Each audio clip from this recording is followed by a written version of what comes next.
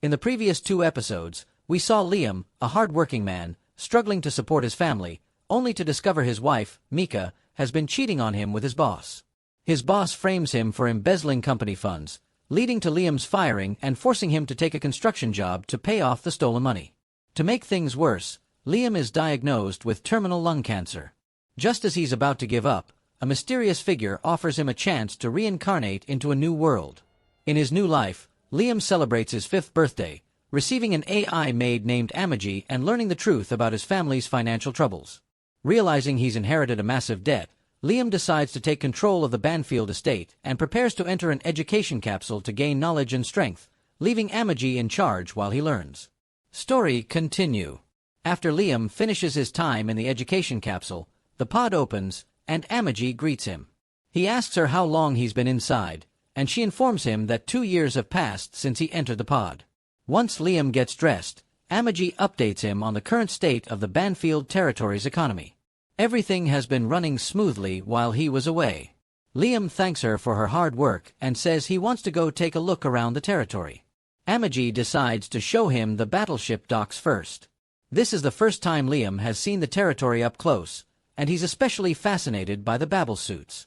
Curious, he asks Amagi if he can try one on. She happily arranges a test for him and explains that the armor automatically performs basic movements. All Liam needs to do is imagine the action he wants to perform, and it will happen. He tries it out, and to his surprise, the suit systems engage, allowing him to move freely in it. Liam gets excited and wishes he could try fighting in the suit. Amagi then tells him she can arrange a mock battle for him. A few minutes later, the chief of the planet's defense force, Mashita, arrives to duel with Liam. As soon as the match begins, Liam charges at Mashita, striking with all his might. Mashita blocks the hit but pretends to lose. Liam immediately notices something's off. Mashita isn't putting up much of a fight. Frustrated, Liam orders Mashita to take the duel seriously. Mashita, unable to disobey his lord's command, does just that. He grabs Liam's sword, disarms him, and flips him to the ground with ease. Liam is shocked and confused. He didn't expect to be defeated so easily. Amagi explains that the movements of the babble suit depend on the user's ability to visualize the action. People with combat experience, like Mashita, can control the suit much better. Humiliated by the defeat, Liam orders Brian to find him a combat instructor immediately. Brian tries to convince him that he doesn't need to learn how to fight, but Liam insists. He explains that in his past life, he was oppressed by stronger people, and if he's going to live as a powerful lord in this world, he needs to be strong. He refuses to back down. Soon after, Liam meets a man named Yasushi, a master of the way of the flesh. Liam is thrilled because Yasushi looks like a samurai, and he immediately asks him to become his instructor. Amagi, however, isn't so sure about Yasushi. She thinks he might be shady and warns Liam to be cautious. Liam acknowledges that Yasushi may be a little suspicious, but since he looks like a samurai, he's willing to overlook it. If Yasushi can teach him, Amagi has no right to object. But Amagi asks Liam to at least verify Yasushi's skills before hiring him. Liam asks Yasushi to perform a demonstration of his abilities. Yasushi agrees and takes them to a clearing in the woods, where he has set up several wooden posts. Before beginning, Yasushi warns Liam that he's about to demonstrate his secret technique, the Way of the Flash, and he'll never demonstrate it again. Liam is eager to see it, so he asks Amagi to record it for him to study later. Yasushi takes his position, partially draws his sword, and in an instant, all the pillars around him are split in half. Liam is amazed. It looks impossible for someone to move that fast. He asks Amagi to slow down the footage so he can study how Yasushi did it. But when they watch the recording, they can't find any sign of Yasushi actually drawing his sword. It's as if the pillars split on their own. Liam, convinced Yasushi must have been moving so fast that Amagi's cameras couldn't keep up, is even more impressed and now fully believes in Yasushi's abilities. Later that night, Yasushi returns to the clearing with the pillars, and he can't believe Liam actually fell for his trick. In reality, Yasushi hadn't even drawn his sword. He had sliced the pillars beforehand so they would fall down on their own when the time came. Now, Yasushi can collect a nice salary from Liam without having to do any real work. Meanwhile, Christiana, the princess, was heading straight into enemy territory. She had agreed to a secret meeting with Goes, the leader of the pirates, to discuss peace. It was Goes who asked for this truce, so Christiana decided to give him a chance. But the moment she arrived on his ship, Goes sneered and mocked her for coming alone. Christiana didn't back down. She stood tall and told him she wasn't alone at all. If he dared to try anything, the entire Alliance fleet was ready to attack and turn his ship into dust. This was supposed to scare him, a warning that she had backup. But Goes just smirked. He wasn't afraid. That's because he knew something Christiana didn't. The Alliance had already turned against her. Suddenly, Christiana got a message from her crew. The pirates had broken through her planet's defense line. That shouldn't have been possible. Her planet was protected by some of the strongest shields in the galaxy. Confused and panicked, she demanded an explanation.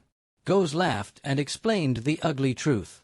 The alliance she built wasn't as strong as she thought. Some of its members had betrayed her. Once he made them a better offer, they were happy to turn against her. Before she could respond, her crew sent another urgent message. The alliance ships surrounding them had aimed their weapons at her. All of them. Christiana was in shock. Goes had managed to flip her own army. Now, she had no choice but to listen to his demands. Meanwhile, back on Liam's world, he was still training under the swordmaster Yasushi. For 3 years, Liam had been working hard, sweating, sparring, and swinging his sword every day. But no matter how much he trained, he couldn't learn the move he truly wanted, the legendary technique called the Way of the Flash. He asked Amagi, his AI assistant, if there was a way to learn it. But Amagi didn't know much about the technique. She only reminded him that his skills had greatly improved over the years. Liam didn't care about that. He wasn't training just to be good. He wanted to be impressive. He wanted to do something big and flashy, something people would remember. That night, Yasushi was in his room, reading manga and relaxing. Despite being a bit of a conman, Yasushi knew some basics of sword fighting. So for 3 years, he had been teaching Liam simple moves and getting paid a fortune for it. He couldn't believe his luck. As long as Liam didn't ask too many questions, Yasushi's sweet deal would continue. But then, Liam knocked on his door. Liam asked him directly, "Please teach me the Way of the Flash." Yasushi froze. He couldn't teach it, because he didn't know it himself. He quickly made up an excuse and told Liam that he had already demonstrated the move once, and that was all he promised. If Liam was unhappy, maybe it was time to end their teacher-student relationship. But instead of getting angry, Liam bowed his head deeply and begged for forgiveness. He admitted he was wrong and asked Yasushi to stay. Yasushi agreed, relieved that his secret was still safe. Once Liam left, Yasushi sighed. He had barely avoided being exposed. But just as he started to relax, Liam returned.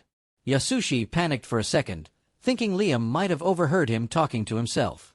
But Liam only came to say he wouldn't be training tomorrow because he had something else to do. Back in space, things had taken a darker turn. Christiana had been taken hostage. She was now trapped in Go's quarters, hands bound and hope fading fast. She asked him what he planned to do with her. Go smiled coldly and said he simply wanted her to have a front-row seat for what was coming. Christiana didn't understand at first. But then Go's gave the command. Every one of his pirate ships turned their guns toward her home planet. Christiana's eyes widened. She begged him to stop, to show mercy. But Go's was already too far gone. He waved his hand, and the order was given. Fire! Christiana could only scream as she watched from the ship's window. Her planet, her home, was engulfed in flames. Back on Liam's planet, he's still frustrated that he hasn't learned the Way of the Flash yet, but he knows he must attend to his duties as a lord. He asks Amagi to give him the monthly report on the state of the planet. Amagi shows him some graphs detailing the economic situation. While the massive debt remains unchanged, the production sectors have been showing steady growth. Liam is happy with how Amagi has been handling things, but Amagi points out that the growth is slower than expected. Despite significant investments, such as in the welfare program, the returns are much lower than they should be. Liam asks to see the financial reports for the welfare program. After looking them over, his years of accounting experience pay off. He immediately spots the problem. He tells Amagi to summon the man in charge of the program. A few minutes later, a shady-looking noble shows up. Without wasting time, Liam accuses the man of embezzling funds and tells him to explain himself. The noble tries to act innocent, but Liam quickly realizes that he has been stealing from the program. The noble tried to hide it with manipulated invoices, but Liam knows exactly what to look for. He also notices that the vendor for the project was switched, so he asks the noble why he made that change. The noble claims the new vendor is better, but if that were true, the welfare program would be much more successful. Liam sees through the noble's lies and knows he's corrupt. However, instead of getting angry, Liam remembers that he came to this world to become an evil lord, and he needs to learn to take advantage of situations like this.